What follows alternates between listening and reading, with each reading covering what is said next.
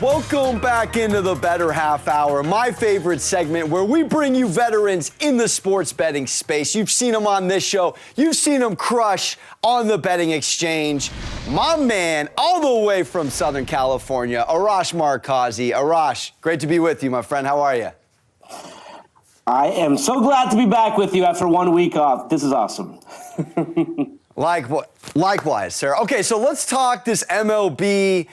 What's seemingly looking like a beginning to a lockout, mini lockout. We're not starting now on normal opening day. What's your biggest takeaway on the MLB pushback here and from the commissioner thus far?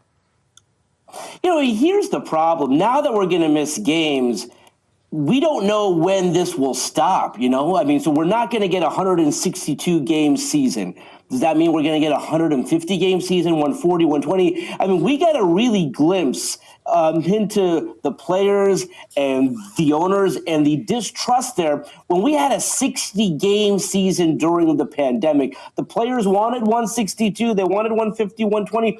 So I do think we're going to get a season, Alex, but what does that season look like? When does it start? And how many games will we play? We just don't know right now. If you had to bet on it, Arash, what would you say is more likely to happen? The Dodgers going on a deep playoff run, maybe even another World Series appearance, or the Lakers to get into the playoffs and make a run? So I got the Dodgers winning the World Series this year. I mean, I think it really helps them, the fact that the season will be shortened. If you remember, when they won in 2020, it was a 60-game season. The Lakers, I'm totally off the Lakers, and I was like the last guy to get off that trade. I mean, I was really hoping LeBron James and Anthony Davis when he comes back. And listen, we've seen this team healthy. We've seen them not healthy. This is not a playoff team. They'll get into that play-in tournament as probably the 10 seed. But like Alex, like if they made it into the first round, they are one and done. This team is toast. I'm not giving up on them yet, Arash. I want to see what's good with Anthony Davis. Do you think if he comes back in time that he could be that difference maker for the Lakers to make that playoff push? So, Alex, here's the problem with that. We've seen him healthy. We've seen him with this team. And when they are fully healthy, when the big three is on the court together, they are a 500 team. They are not that great. They're not as bad as they are right now, 7 games below 500. So we've seen this team healthy. And the fact of the matter is they're not a very good team. The pieces don't fit. There's not a whole lot they can do right now. The bigger question mark for this team moving forward is how do you fix this mess in the offseason? Because these are really big contracts. Russell Westbrook's making $47 million the next season. I mean, how do you move a contract like that? So, no, listen, I wish I was there with you. I would love for the Lakers to be playing well into the summer. That won't happen.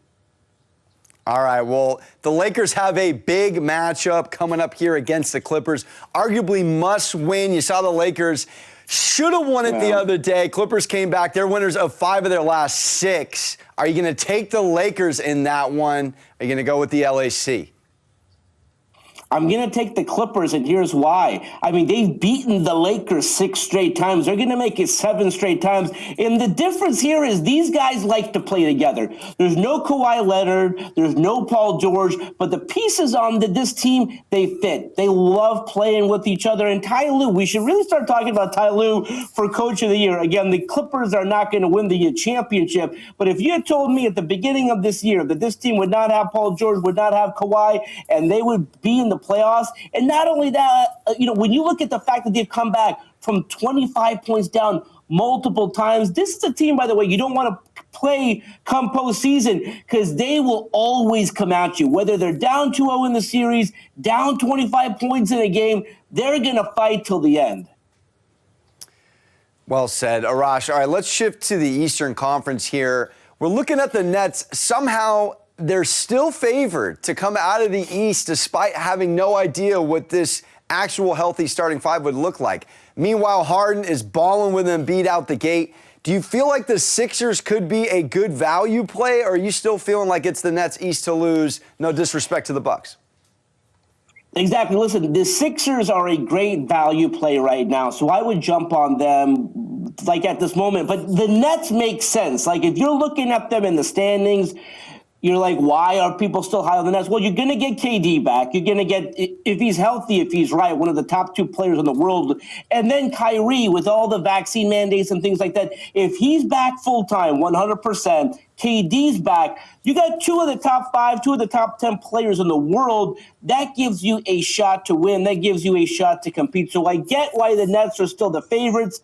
But give me the Sixers. I really like what they're doing right now. And James Harden is reinvigorated. Joel Embiid, James Harden, a great tandem there.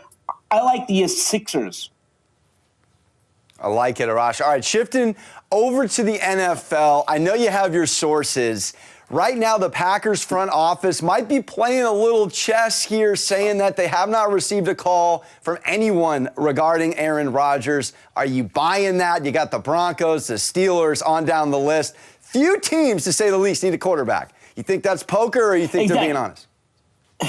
It's for sure poker. There's no way if you're a GM and you need a quarterback, you're not at least calling the Green Bay Packers to see what's up and if there's a trade to be had. Now, again, the Packers can't say anything publicly because if they said, yeah, listen, we fielded 6 calls, you pretty much know who those 6 teams are. So you're not doing your job. If you're a general manager of a team that needs a quarterback, one of the greatest quarterbacks in NFL history is perhaps could be had from, I don't know, 2 first-round picks or something like that. So they're definitely taking calls. They can't comment on it, which I totally get. But the fact of the matter is, you could be assured they're taking more than a couple of calls right now. Love to hear it. All right, I'll get you out of here with this. The NFL Combine happening as we speak in Indy. Is there a prospect you're super high on, maybe even from a sports betting perspective, someone to go number 1 or first position player off the board?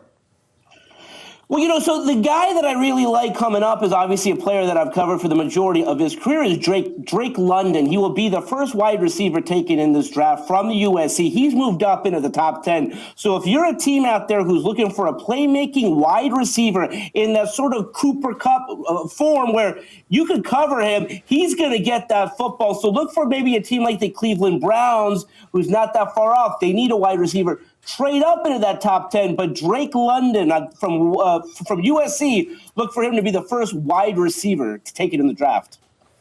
Let's go. What a name, Drake London. Another great name, Arash Markazi. Arash, always a pleasure having you. Thank you so much for tuning in. And don't go anywhere. Guess what? We're switching to golf. We're talking Arnold Palmer Invitational here on the Bettor Half Hour.